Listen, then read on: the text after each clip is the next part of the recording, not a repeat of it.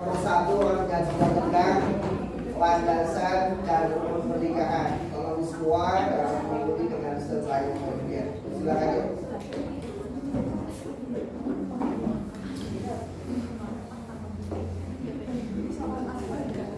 Assalamualaikum warahmatullahi wabarakatuh.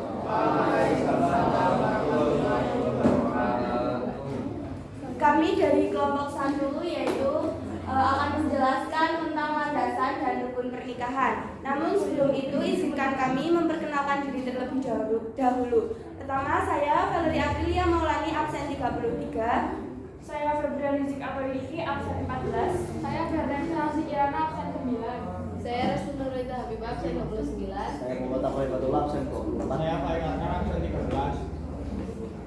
Jadi kami di sini akan menjelaskan mengenai landasan dan rukun pernikahan. Pertama itu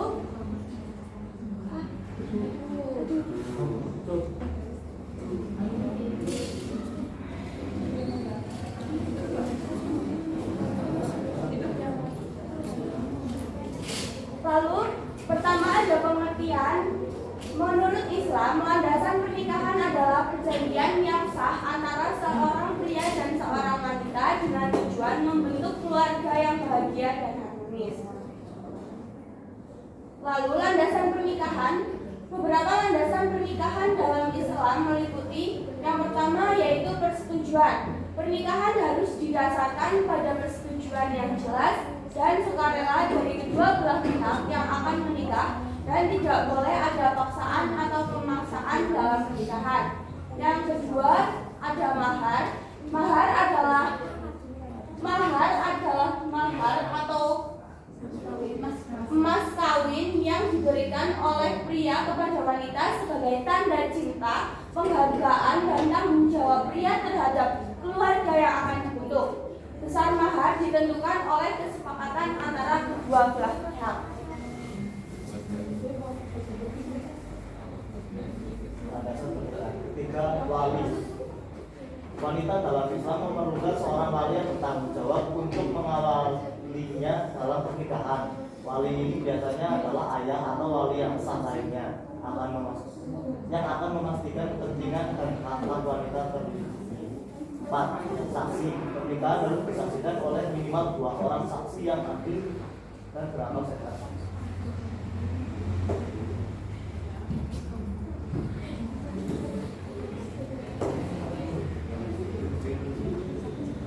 Saksi ini hadir untuk memastikan bahwa pernikahan berlangsung dengan sah dan sesuai dengan ajaran Islam.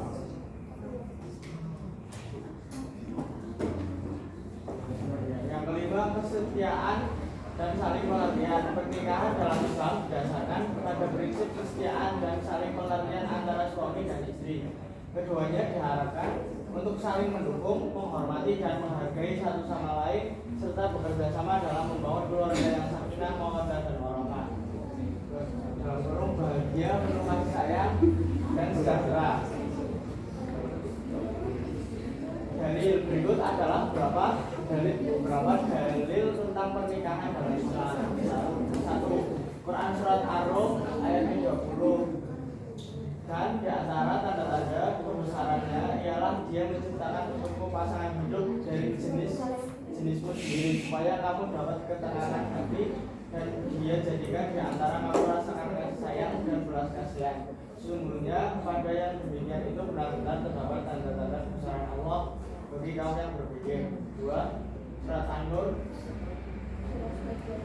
ke-24 ayat ke-32. Dan kawinkanlah orang-orang yang sendirian di antara kamu dan orang-orang yang layak berkawin dari hamba-hamba sahayamu yang laki-laki dan hamba-hamba sahayamu yang perempuan. Jika mereka miskin, Allah akan memampukan mereka dengan karunia-Nya, dan Allah Maha Luas pemberiannya lagi Maha Mengetahui. Selanjutnya yaitu yang ketiga, surat An-Nisa surat ke-4 ayat 8. Hai, sekali bersedia bertakwalah kepada Tuhanmu yang telah menciptakanmu. Yang ketiga, surat An-Nisa surat ke-4 ayat 1.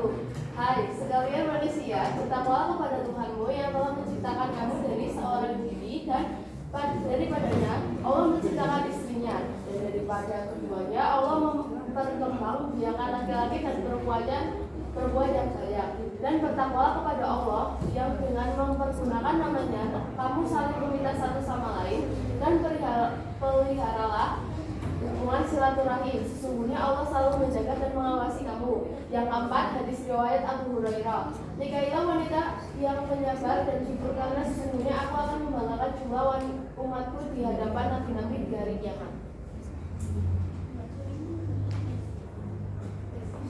Yang kelima, hadis riwayat Anas bin Malik. Barang siapa menikah, maka dia telah melengkapi separuh agamanya. Maka hendaklah dia bertakwa kepada Allah dalam separuh yang lainnya. Kemudian surah An-Nur ayat 32. Arah batin dan artinya.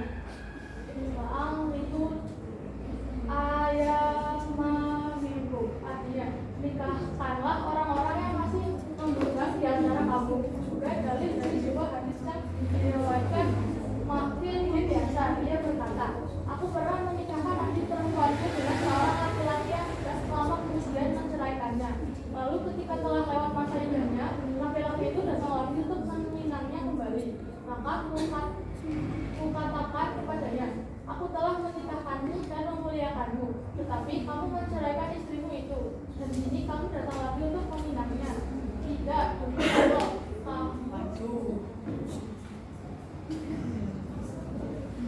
kamu takkan menikahinya kembali. Laki-laki itu sebetulnya untuk memadai, sementara istrinya masih ingin dia kembali lagi kepadanya. Yang berikutnya,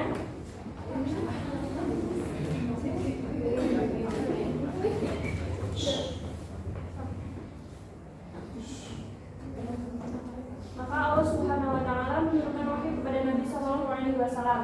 Janganlah kamu para wali menghalangi mereka, yakni para perempuan yang pernah diceraikan untuk kawin lagi. Quran Surat Al-Baqarah ayat 232. Mendengar itu, Makil segera berkata, sekarang aku akan mengawinkannya ya Rasulullah. Hadis riwayat Bukhari.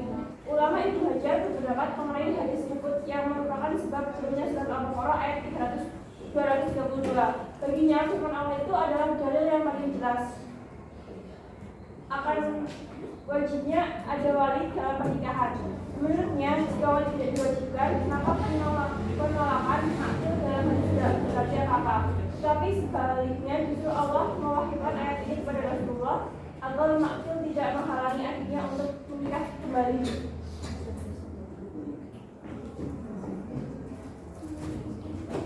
Selanjutnya, selain terdapat landasan pernikahan, selanjutnya terdapat rukun-rukun nikah. Rukun nikah memiliki 5 rukun. Yang pertama yaitu terdapat calon suami. Calon suami ini memiliki syarat-syarat sebagai berikut. Yang pertama, bukan mahram si wanita. Jadi calon suami bukan termasuk yang haram dinikahi karena adanya hubungan nasab atau persusuan. Yang kedua, orang yang dikehendaki, yakni adanya keridhaan dari masing-masing pihak. Dasarnya adalah hadis dari Abu Hurairah radhiyallahu anhu, yaitu dan tidak boleh seorang gadis dinikahkan sehingga ia diminta izinnya. Yang ketiga yaitu muayyan, beridentitas jelas. Harus ada kepastian siapa identitas mempelai laki-laki dengan menyebut nama atau sifatnya yang khusus. Selanjutnya ada calon istri. Calon istri juga memiliki syarat-syarat. Di antaranya adalah bukan mahram si laki-laki. Yang kedua, terbebas dari halangan nikah, misalnya masih dalam masa iddah atau berstatus sebagai istri orang. Yang ketiga yaitu wali. Wali merupakan bawahan umum mempelai wanita, penerima wasiat atau kerabat terdekat dan seterusnya sesuai dengan urutan asbab wanita tersebut, atau orang bijak dari keluarga wanita atau pemimpin setempat Rasulullah SAW bersabda, tidak ada nikah kecuali dengan wali. Umar bin Khattab radhiyallahu anhu berkata, wanita tidak boleh dinikahi kecuali atas izin walinya atau orang bijak dari keluarganya atau seorang pemimpin. Cara-cara dari wali yaitu 1. Orang yang dihendaki bukan orang yang dibenci. 2 laki-laki bukan perempuan atau bayi. 3 mahram si wanita. 4 balik bukan anak-anak. 5 berakal tidak gila. 6 adil dan tidak fasik. 7 tidak terhalang wanita lain. 8 tidak buta. 9 tidak berbeda agama. 10 merdeka dan bukan budak. B. 2 orang saksi firman Allah SWT. Dan bersaksilah dengan 2 orang saksi yang adil di antara kamu. Quran surat Al-Baqarah ayat 65. Syarat-syarat bersaksi adalah seperti berikut. 1. Sebanyak 2 orang, bukan budak, bukan wanita, dan bukan orang jahat. 2. Tidak dapat bertindak sebagai saksi meskipun memenuhi kualifikasi sebagai saksi. 3. Sunnah dalam keadaan rela dan tidak terpaksa.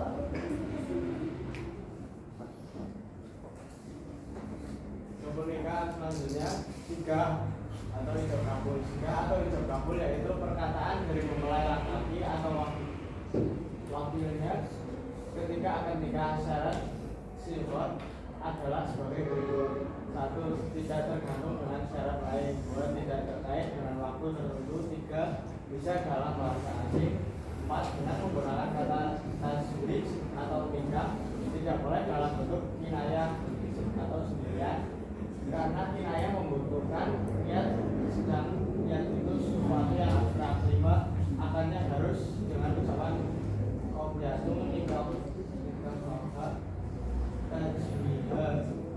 dan dapat dijauhi dengan ijab.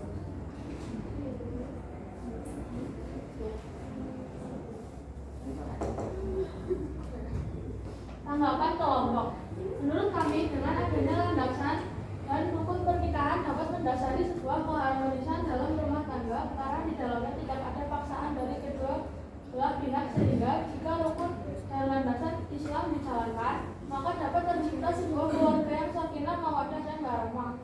Dan dengan adanya landasan dan pernikahan, kita mengetahui bahwa dalam Al-Quran juga terdapat dalil-dalil tentang pelaksanaan pernikahan.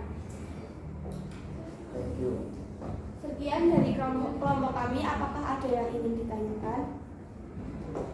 Ya, siapa? Ya, depan seberapa? 23. Tadi disebutkan dalam itu apa syarat wali, ada adil dan fasik. Fasik itu apa? Akan berlaku sementara. Satu dulu. Ya. Terus seberapa, Pak? 1.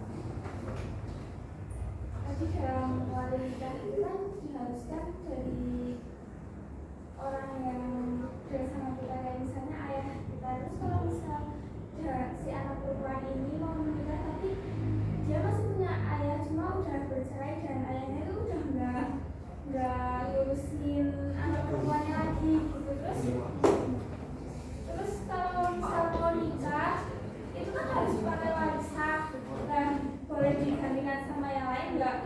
Soalnya pernah baca kalau misalnya bapaknya masih ada itu sih bisa memilih itu sama bapaknya, tapi kalau misalnya bapaknya udah nggak mau ngurusin itu gimana solusinya? Kita sambung dulu. Terima kasih. Selanjutnya, Ini. oh ya, silakan.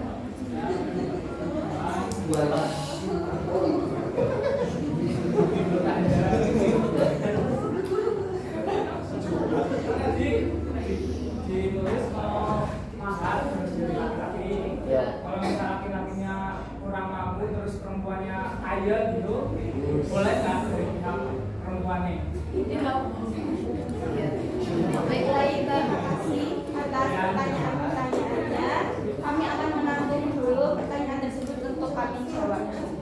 Mohon lagi izin. ada lagi. Cukup ya? Apa ada lagi? Cukup. Jadi, gue cari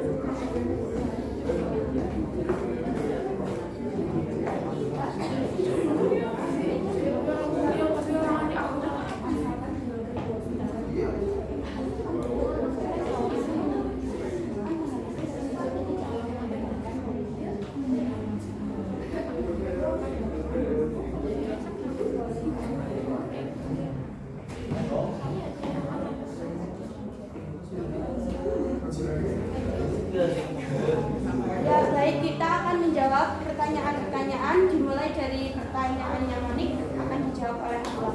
Saya menjawab pertanyaan Monik. Jadi fasik adalah seorang yang telah meninggalkan ketaatan terhadap Allah dan Rasulnya. Menurut KBBI, fasik memiliki arti tidak peduli kepada Tuhan. Selain itu, orang yang percaya kepada Allah SWT tetapi tidak mengamalkan perintahnya, bahkan melakukan dosa. Dan selanjutnya saya akan menjawab pertanyaan dari Abela. Apabila ayah kandung itu masih hidup namun tidak bisa atau tidak mau menjadi wali nikah, itu kita bisa menjadikan walinya itu kerabat terdekatnya ayah, misalnya adiknya ayah, tapi itu dengan cara persetujuan dari ayah itu tersebut, atau misal itu tidak ada, itu bisa dilimpahkan kepada wali hakim. Jadi nanti wali hakim yang menikahkan kita dan itu sah.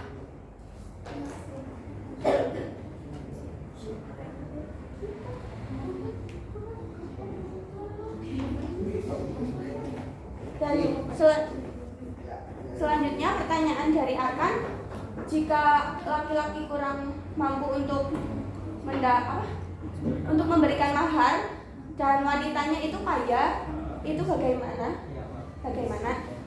Ya, sifatnya mahar itu kan tidak memberatkan dan tidak merendahkan, dan tadi juga sudah dijelaskan bahwa mahar itu persetujuan dari kedua belah pihak. Jadi apabila misalnya laki-laki tersebut kurang mampu atau hanya memberikan mahar itu sebagian kecil lah. Nah, tapi kalau dari dua belah pihak itu menyetujui, berarti tidak apa-apa mahar itu seberapapun, karena bersifatnya itu kan tidak memberatkan dan tidak merendahkan. Berarti asalkan kedua belah pihak itu menyetujui, berarti tidak. Ada yang mau tanyakan lagi?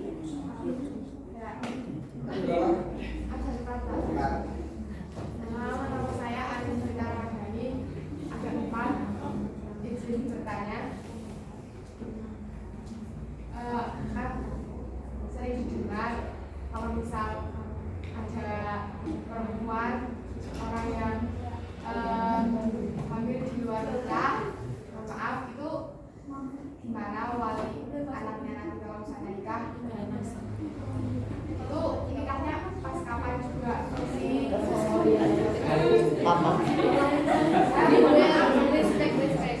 Gimana ya? Terima kasih. Kami jawab. Mungkin yang dimaksud pada saat hamil itu boleh menikah atau tidak, atau menunggu setelah kelahiran. Anaknya nanti kalau nikah, walinya itu siapa? Jadi Ya, paham.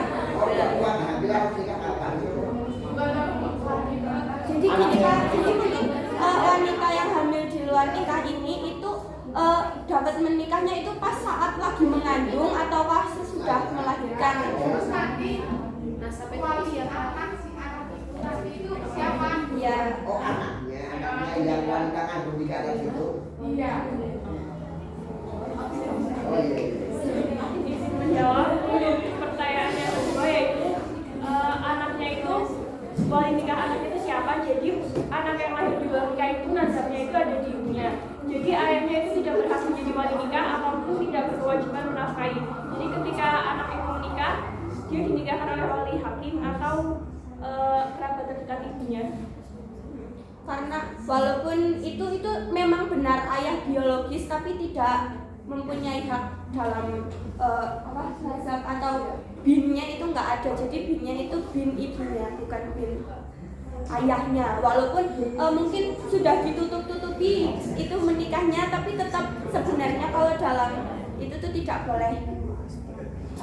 Jadi wali nikahnya adalah orang lain yang bukan ayahnya, walaupun dia terbukti ayah kandung. Terima kasih. Dan untuk yang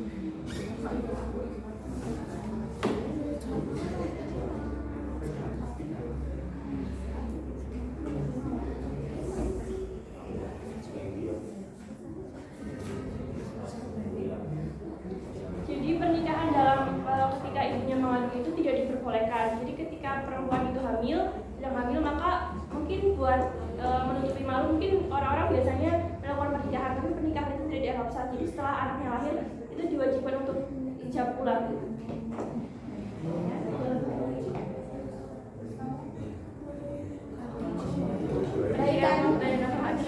Karena dirasa sudah cukup, kami akhiri saja. Mohon maaf apabila ada kesalahan dan kekurangan. Terima kasih atas perhatiannya.